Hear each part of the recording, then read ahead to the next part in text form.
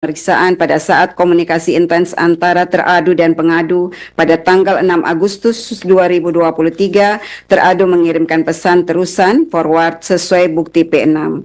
DKPP menilai tindakan teradu mengirimkan informasi maupun materi tentang pelaksanaan BIMTEK yang pembahasannya masih bersifat internal antara ketua dan anggota KPU tidak sepantasnya disampaikan kepada pengadu yang berstatus sebagai anggota PPLN, apalagi disertai adanya pesan WhatsApp keep secret for your eyes only, for your eyes only, dan not for share, menunjukkan bahwa informasi maupun materi yang dibagikan oleh teradu kepada pengadu bersifat penting dan rahasia.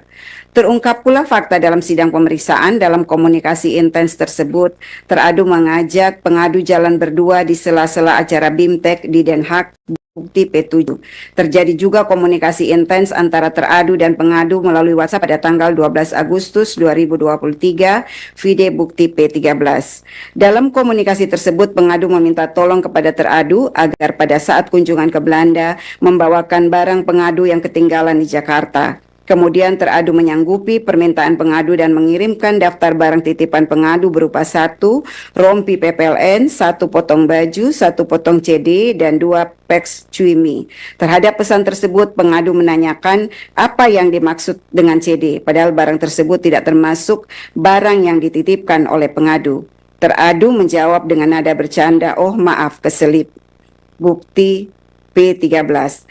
Terhadap fakta tersebut, DKPP menilai tindakan teradu tidak dibenarkan menurut etika penyelenggara pemilu. Teradu terbukti menyisipkan kepentingan pribadi dalam melaksanakan tugasnya.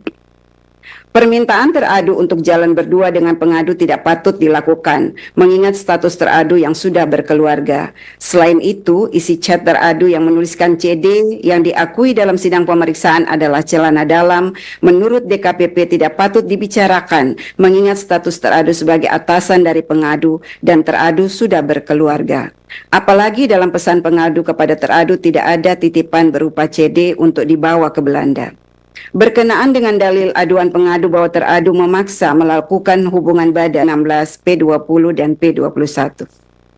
Berkenaan dalil aduan pengadu bahwa teradu menyusun dan menandatangani surat pernyataan tertanggal 2 Januari 2024, terungkap fakta dalam sidang pemeriksaan bahwa teradu mengakui membuat dan menandatangani surat pernyataan akuo pada tanggal 2 dan 5 Januari 2024. Bahwa surat pernyataan tersebut dilatar belakangi oleh kedatangan pengadu ke Indonesia dengan maksud menagih kepastian janji teradu untuk menikahi pengadu pasca kejadian pada tanggal 3 Oktober 2023. Bahwa pengadu datang ke Jakarta pada tanggal 9 Desember 2023 difasilitasi oleh teradu berupa tiket pesawat dan menyiapkan 1 unit apartemen dengan nomor 705 di Oakwood Suite Kuningan atas nama Wildan Sukoya untuk dipergunakan pengadu sejak tanggal 8 Desember 2023 sampai dengan 7 Januari 2024 sesuai bukti pihak terkait Ahmad Wildan Sukoya, vide bukti PT2. Akan tetapi, pengadu tidak mendapatkan jaminan kepastian dari teradu, sehingga pengadu meminta teradu untuk membuat surat pernyataan tertulis di atas materai yang pada pokoknya berisikan janji teradu kepada pengadu. Terhadap fakta-fakta tersebut, DKPP menilai bahwa tindakan teradu membuat surat pernyataan yang berisi janji-janji kepada pengadu layaknya prenuptial agreement atau kesepakatan jaminan suami istri merupakan tindakan yang tidak patut dilakukan oleh teradu. Tindakan teradu membuat surat pernyataan tersebut sangat relevan dengan peristiwa yang terjadi pada tanggal 3 Oktober 2023 di Hotel Van der Valk, Amsterdam, Belanda. Selanjutnya, berkenaan dengan dalil bahwa teradu menyalahgunakan jabatan, wewenang, dan fasilitas negara untuk kepentingan pribadi, terungkap fakta dalam sidang pemeriksaan bahwa benar teradu menggunakan kendaraan dinas milik teradu untuk kepentingan pribadi mengantar dan menjemput pengadu di luar tugas kedinasan pada saat pengadu berada di Jakarta. Bahwa teradu juga terbukti memfasilitasi tiket pesawat pengadu pulang pergi Jakarta Singapura dengan total biaya sebesar 8.697.500 rupiah. Sebagaimana keterangan pihak terkait Retno Kusumastuti, vide bukti PT1 dan PT2. Selain itu, teradu juga memfasilitasi penginapan di apartemen Oakwood Suite Kuningan dengan total biaya sebesar Rp48.716.900 sebagaimana keterangan pihak terkait Ahmad Wildan Sukoya, vide bukti PT1, PT2, dan PT3. Bahwa berdasarkan keterangan pengadu dalam sidang pemeriksaan, teradu juga memfasilitasi tiket pesawat pengadu pulang pergi Jakarta Belanda sebanyak 3 kali dengan total biaya Rp100 juta. Hal ini diakui oleh teradu dan menjelaskan bahwa yang membayarkan biaya tiket untuk pengadu adalah temannya. Teradu juga membelikan pengadu layar monitor Asus ZenScreen dan seterusnya dianggap dibacakan seharga Rp5.419.000, vide bukti P11.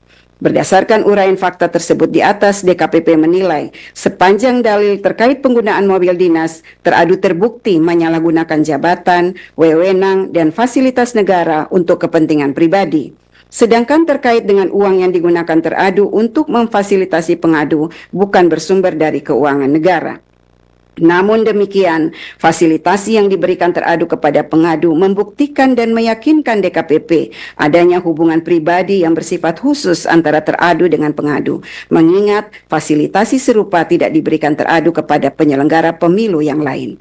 Berdasarkan seluruh uraian pertimbangan di atas, DKPP berpendapat dalil pengaduan pengadu sepanjang pada angka 4.1.2 terbukti dan jawaban teradu tidak meyakinkan DKPP. Teradu terbukti melanggar ketentuan pasal 6 ayat 1, pasal 6 ayat 2 huruf A dan C, pasal 6 ayat 3 huruf E dan F, pasal 17 ayat 1, pasal 10 huruf A, pasal 11 huruf A, pasal 12 huruf A, pasal 15 huruf A dan huruf D, pasal 16 huruf E, dan pasal 19 huruf F, Peraturan DKPP nomor 2 tahun 2017 tentang Kode Etik dan Pedoman Perilaku Penyelenggara Pemilu. 4.4. Menimbang dalil pengadu selebihnya,